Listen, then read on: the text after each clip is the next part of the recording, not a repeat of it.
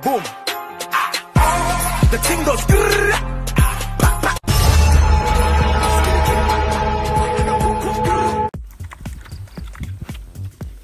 Ayan po mga kasandok, nakakain ko lang yung aking mga alaga.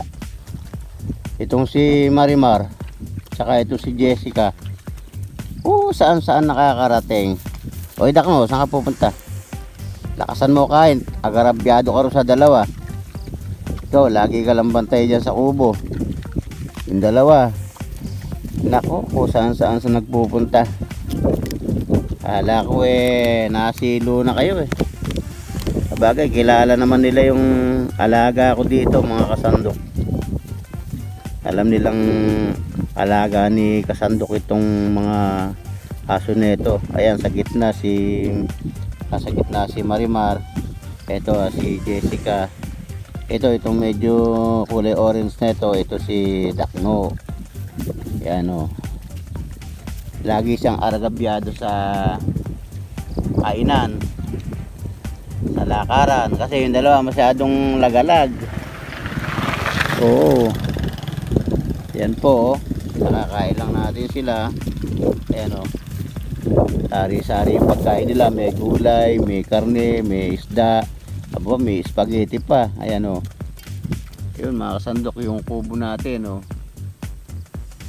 mga sa kabilang linggo siguro makapagluluto na ulit tayo mga kasandok. Kaya abangan nyo lang po yung ating pagluluto. Saktong-sakto, ayan. Malapit ng harvester itong mga palay dito mga kasandok. Napakabango ng simoy ng hangin. Kaya napakalamig. Fresh na fresh mga kasandok. Yan po. Ayun po yung bahay ni Arnel at saka ni Dakilang Pintor sa may kabila na yun. Doon naman sa may malaking bahay na yun, yung dating bahay namin. Ayun, malapit doon yung kila Kasandok Dekyo. Iimbitahan natin sila na magpunta dito sa kubo para makasalo natin sa pagluluto. Wala pa tayo spec kung ano iluluto natin mga kasandok. Alagay ko makapagpihit na lang. Masarap siguro ulo ng baboy. Kaya yun, Dakilang Pintor invite kita dito. Baka next week magpipihit tayo ng ulo ng baboy. Yan po. Yan, gutom na gutom si Dakno at saka si Marimar. Buti hindi pa naglalandi itong si Marimar. Yan po. Ayan Yan, kung mangunguryente naman tayo ngayon, palagay ko walang isda ngayon dito mga kasandok. Kasi halos araw-araw siguro nalulusong tong patubig na to. Pero hindi mawawalan to oras na lusungin to ng pangunguryente. Ayan mga kasandok. Napaka-presko po dito sa malapit sa vlog house ko. Kaya sa lahat po ng mga viewers natin dyan, huwag po kayong magsasawa kahit madalang yung aking pag-upload o pagbibideo, pagluluto. Yan po. Yan po. Yan mapulang-mapula na yung mga palay dito. Yan mga kasandok. Basta abangan nyo po. Pagluluto po tayo next week. So napaka-presko rito. Andito lang tayo sa ilalim ng puno na akasya. Yan mga kasandok. Diba? Malapit na kasi mag-December kaya medyo malamig ang panahon ngayon. Kaya yun, naglilibang-libang lang ako rito mga kasandok. Yan po, gutom na gutom po si Marimar at saka si Dakno.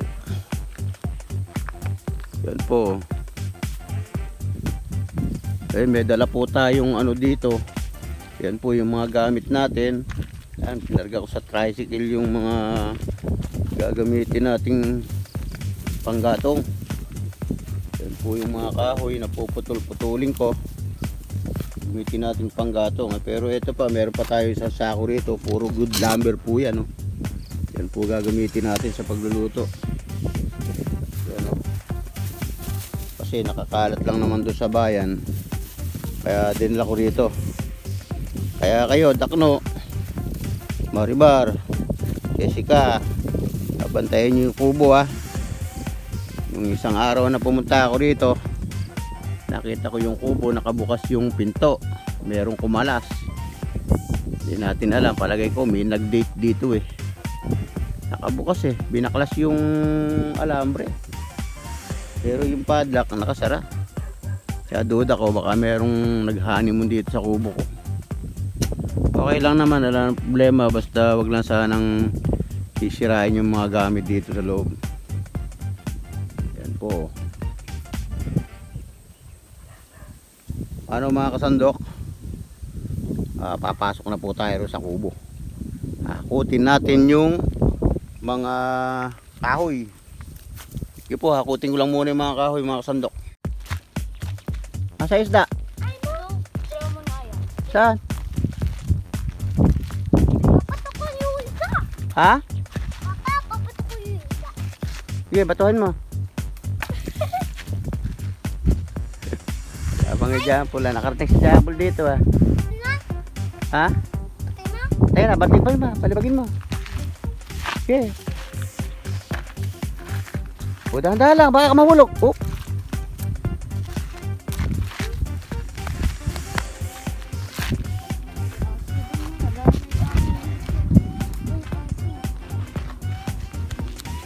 Tumakbo ka, baka madapa ka.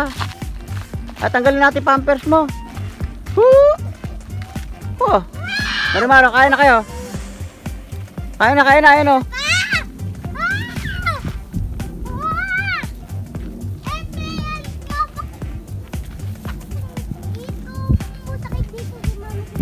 Asan daw si Mami Casey?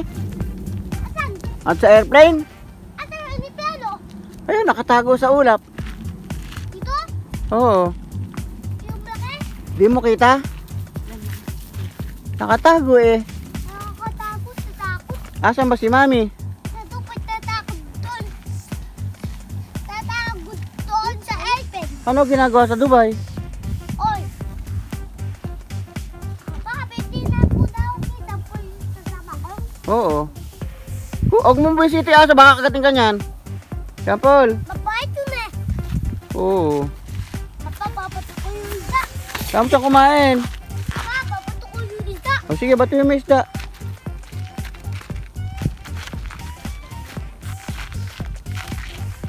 Palakas. Okay na? Asan pa? Ha? Okay na. Ito yung isda. Isda. Asan? Napatay na. Lubog na. At dito pa yung isda. Oo. Gago, may ibon dito oh. So yan mga kasandok. Gahakot lang ako ng kahoy mga kasandok.